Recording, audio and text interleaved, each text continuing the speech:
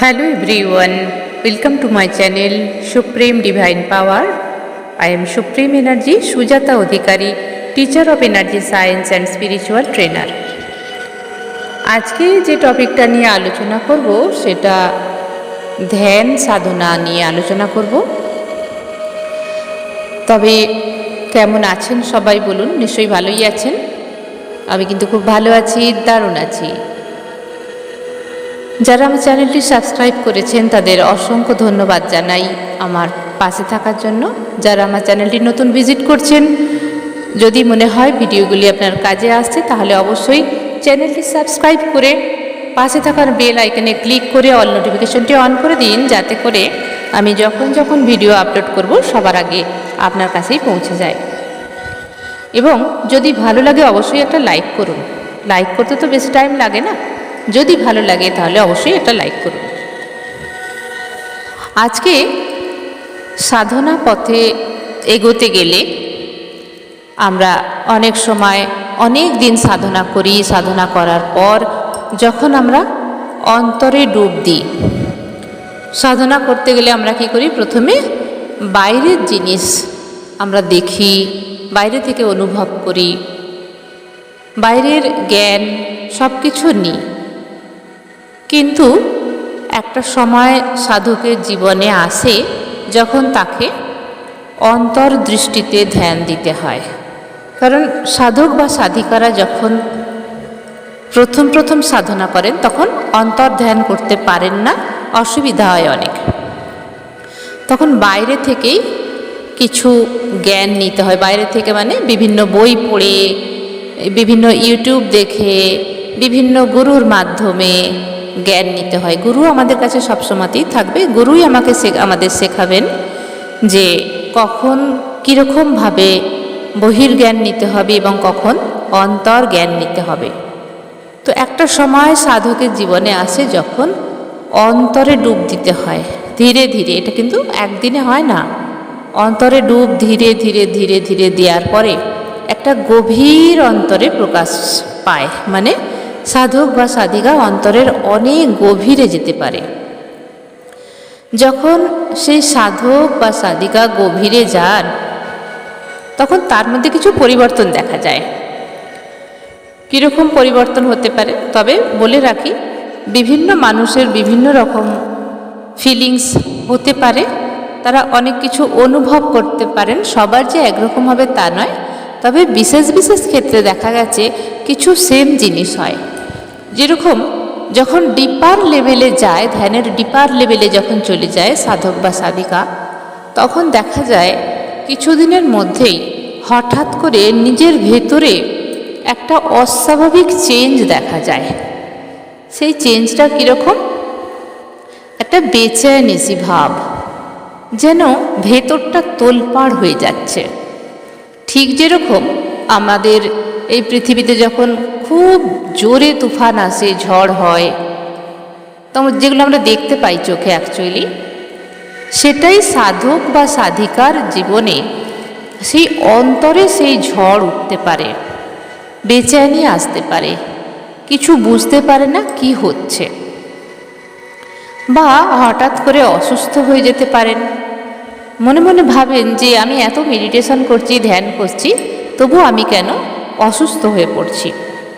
আবার এটাও হতে পারে কিছুই ভালো লাগছে না, মেডিটেশন করতে ভালো লাগছে না, কিচ্ছু ভালো লাগছে না, কিন্তু সে বুঝতে পারে না কেন এরকম হচ্ছে। অনেক সময় কান্না আসে, অনেক সময় আকুলতা আসে ঈশ্বরের প্রতি, অনেক সময় কি চায় সে নিজেই বুঝতে পারে না, অনেক সময় পথভ্রষ্ট হয়। তবে গুরু কৃপা থাকলে বা গুরু থাকলে তিনি সঠিক পথটি দেখিয়ে দেন।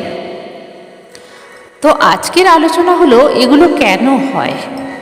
ডিপার লেভেলে যখন অন্তর প্রকাশ হয়, যখন অন্তর্দৃষ্টি ধ্যান হয়, যখন অন্তরের গভীরে প্রবেশ করে সাধক বা সাধিকা, তার সঙ্গে এগুলো এই জন্যেই হয় কারণ আমাদের ভিতরেই আছে বহু জন্মের পূর্ব জন্মের সমস্ত ফাইলস পড়ে আছে। সেগুলো কোথায় আছে? আমাদের শিরদাঁড়ার মধ্যে আছে। সেই শিরদাঁড়ার মধ্যেই আছে আমাদের সমস্ত গুপ্ত ফাইল, বহু জন্ম জন্ম আগেকার গুপ্ত ফাইল, যেখানে আমাদের ব্যাড কর্মা আছে, গুড কর্মা আছে। তো গুড কর্মার রিয়াকশান আমাদের গুডভাবে আসবে, আর ব্যাড কর্মার রিয়াকশান আমাদের ব্যাডভাবে আসবে। তো গভীর সাধনার মধ্যে যখন যাওয়া হয়, তখন সাধক বা সাধিকা সোজা হয়ে বসে যে মেডিটেশন করেন বা ধ্যান করেন, তখন যে শিরদাঁড়ার ভেতর দিয়ে একটা লিকুইড ওপরের দিকে ওঠে, সেই লিকুইড বা এখানে বলা হয় গরম ভাব, কুণ্ডলিনী শক্তি থেকে যে শক্তি ধীরে ধীরে ওপরে ওঠে, সেই সমস্ত ফাইলসগুলো জ্বালিয়ে দেয়। পুরানো আমলের বহু বহু জন্ম আগেকার যে আমাদের ব্যাড কর্মা আছে, সাধক বা সাধিকা যখন গভীর ধ্যানে প্রবেশ করে, বেশ কিছুদিন করার পরে তার মেরুদণ্ডে হালকা জ্বলন বা গরম ভাব হতে শুরু করে, তখন সাধক বা সাধিকার মনের মধ্যে এই পরিবর্তন আসে, হঠাৎ করে অসুস্থ হয়ে যেতে পারে। সেই সমস্ত ফাইলসগুলো ধীরে ধীরে পুড়তে থাকে, বলা হয় এগুলো অ্যাকচুয়ালি পোড়ার কথাই এখানে আমরা বলে থাকি, যেগুলো শেষ হয়ে যায়, জ্বালিয়ে দেওয়া হয়, কর্মগুলো ক্লিন হয়ে যায়। তো আমি এক্সাম্পল দিই, ধরুন আপনার ঘরের মধ্যে অনেক কিছু জিনিস আছে, সেই ঘরটা অনেক দিন পরিষ্কার করা হয়নি, তো হঠাৎ করে আপনি কি করলেন, ঘরটা পরিষ্কার করবেন। পরিষ্কার করতে করতে বা আলমারি পরিষ্কার করছেন, গোছাচ্ছেন ভালো করে, তখন দেখবেন আপনার অনেক পুরানো জিনিস হঠাৎ করে আপনি পেয়ে গেলেন। ছোটোবেলার ফটো হতে পারে, কোনো আই কার্ড হতে পারে, কোনো স্মৃতির এমন কিছু মেমোরেবল জিনিস আছে যেগুলো আপনি পেয়ে গেলেন। তো সেগুলো যখন হাতে পাবেন কি করবেন, বা একটা দরকারি কাগজ হয়তো পেয়ে গেলেন, বা ছোটোবেলার রেজাল্ট পেয়ে গেলেন, বা ছোটোবেলার ইউনিফর্ম পেয়ে গেলেন, বা কেউ গিফট করেছে এরকম কোনো জিনিস পেয়ে গেলেন, বহুদিন সেটা দেখা হয়নি। তো যখন সেটা হাতে পাবেন তখন কীরকম মনটা হবে, তখন ভাবতে ইচ্ছে করবে তো এটা আমার ছিল, আমি এটা পড়তাম, বা এটা আমাকে গিফট করেছিল কেউ, বা হঠাৎ সেই জিনিসটা পেয়ে গেছেন, খুব আনন্দ হচ্ছে বা কষ্ট হচ্ছে, হয়তো সেই মানুষটা নেই এই পৃথিবীতে, আপনাকে যে গিফট করেছিলেন সে হয়তো এই পৃথিবীতেই নেই, কষ্ট হচ্ছে।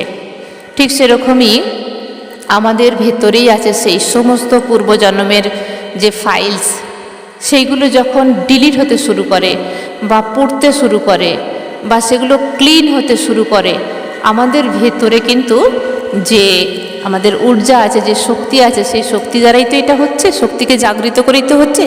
তো আমাদের সোল কিন্তু বুঝতে পারে সব, কিন্তু সোল তো কথা বলে না, সোল শুধু ফিল করায়। তো সোল কি করবে, ওই ফিলিংসগুলো নিয়ে এসে দেয়। তখন আমরা বুঝতে পারি না যে আমাদের সঙ্গে কেন এরকম হচ্ছে। দেখবেন হয়তো ঘুম হচ্ছে না অটোমেটিক, আবার কখনো খুব ঘুম আসছে, কিছু ভালো লাগছে না, খিদে মন্দা হয়ে গেছে, খেতে পাচ্ছেন না, ঘুমোতে পাচ্ছেন না, কিন্তু কি হচ্ছে সাধক বা সাধিকা নিজে বুঝতেই পারে না। কিন্তু গুরু কৃপা থাকলে, গুরু থাকলে তিনি তাকে সব কিছু বুঝিয়ে বলেন এবং গুরু সঠিক রাস্তাটা দেখিয়ে দেন। তো আমাদের ভেতরেই কিন্তু সব কিছু আছে। সবসময় গুরুরা কি বলেন যে আমাদের ভেতরেই সব কিছু আছে। সাধক বা সাধিকারা যখন সাধনার পথে আসে তখন তাকে বাইরের জগৎটা দেখানো হয়। মন্দিরে আছে ঈশ্বর, মসজিদে আছে ঈশ্বর, আল্লাহ গড, আল্লাহ আছেন মসজিদে, মন্দিরে আছেন আমাদের ভগবান। সেগুলো বাইরে সেফ মাত্র একটা অবলম্বন। বাইরে যেমনি আছে আমাদের ভিতরেও সব কিছু আছে, আমাদের ভিতরে প্রকৃতি আছে, সব কিছু আছে, কিন্তু প্রথম জীবনের সাধক বা সাধিকা সেগুলো বুঝতে পারে না। তাই বাইরে থেকে অবলম্বন করে যখন আমরা মন্দিরে যাই কি করি, যখন আমাদের সামনে কোনো দেবী বা দেবতা থাকে তাকে অবলম্বন করে আমরা শক্ত হই, তাই না? প্রথমেই তো ভিতরে যাওয়া যায় না। গুরু যখন বলবেন এবার ভিতরে ডুব দিতে হবে আর বাইরে নয়, তো তখন সাধক বা সাধিকা যদি প্রথম প্রথম ভিতরে ডুব দেয় পারবে না, তার ভেতরের বিচারনিশি কোথায় যাবে? চোখ বন্ধ করতে পারবে না, বসতে পারবে না, বহু পথ অতিক্রম করতে হয়। অন্তরে ডুব দিতে গেলে বহু পথ অতিক্রম করে তবে কিন্তু অন্তরের সেই শক্তিকে জাগৃত করার সময় আসে। গুরু এমনি এমনি প্রথম দিকে দেবেই না, তাকে অনেক দিক নির্ণয় করে, অনেক কিছু দেখিয়ে, অনেক কিছু বুঝিয়ে তারপর সময় এলে গুরু নিজেই বলবে এবার তোমাকে অন্তরের দিকে নিজেকে নিয়ে নিতে হবে, আর বাইরে নয়। বাইরের জগৎ তোমার জন্য শেষ হলো, চোখ বন্ধ করো আর অন্তর দৃষ্টিকে ওপেন করো। তো যখন গভীরভাবে সেই সাধক বা সাধিকা ধ্যানে মগ্ন হবেন, বেশ কিছুদিন যাওয়ার পর তার মধ্যে এই জিনিসগুলো আসতে পারে। আবারও বলছি, সবার ফিলিংস কিন্তু সমান নয়। স্পিরিচুয়ালিটিতে অনেক সময় অনেকেই বলেন যে এটা কি হওয়া সম্ভব। আমি সেখানে বলে রাখি, সাধকের বা সাধক সাধিকার লাইফে ধ্যানস্থ অবস্থায় বিভিন্ন রকম অনুভব হতে পারে। এটা নয় যে সবার সমান হবে। আমার সঙ্গে যা হচ্ছে অন্য কারোর সঙ্গে নাও হতে পারে, অন্য কারোর সঙ্গে যা হচ্ছে আমার সঙ্গে নাও হতে পারে, গুরুর সঙ্গে যা হচ্ছে শিষ্যর সঙ্গে তা নাও হতে পারে। এখানে কোনো মিল থাকে না, আবার কখনো কখনো কিছু মিল তো থাকেই। তাই যারা সাধনা পথে আছেন তারা নিশ্চয়ই বুঝতে পারবেন আমার কথাগুলো। আর যারা সাধনাতে এখনও সাধনা পথে আসেননি, তো এখনও আপনাদের হয়তো সময় হয়নি, এই ভিডিওটা যদি আপনি দেখেন সাধনা পথে আসেননি, অবাক হওয়ার কিচ্ছু নেই। যারা সাধন ভজন করেন, যারা সাধনার ডিপার লেভেলে গেছেন, তাদের মধ্যে এই অনুভূতিগুলো হয়। তাই এখানে আমি ভিডিওর মাধ্যমে কিছু জিনিস মাত্র জানাবার চেষ্টা করলাম। সাধনা পথে এলে অনেক রকমভাবে অনেক কিছু ভেতরে ফিল করা যায়, তার মধ্যে কিছু জিনিস আমি এখানে সামান্য কিছু একটু আলোচনা করলাম। তো আজকের আলোচনা এটুকুই। সবাই ভালো থাকবেন, দারুণ থাকবেন, আনন্দে থাকবেন। ধন্যবাদ।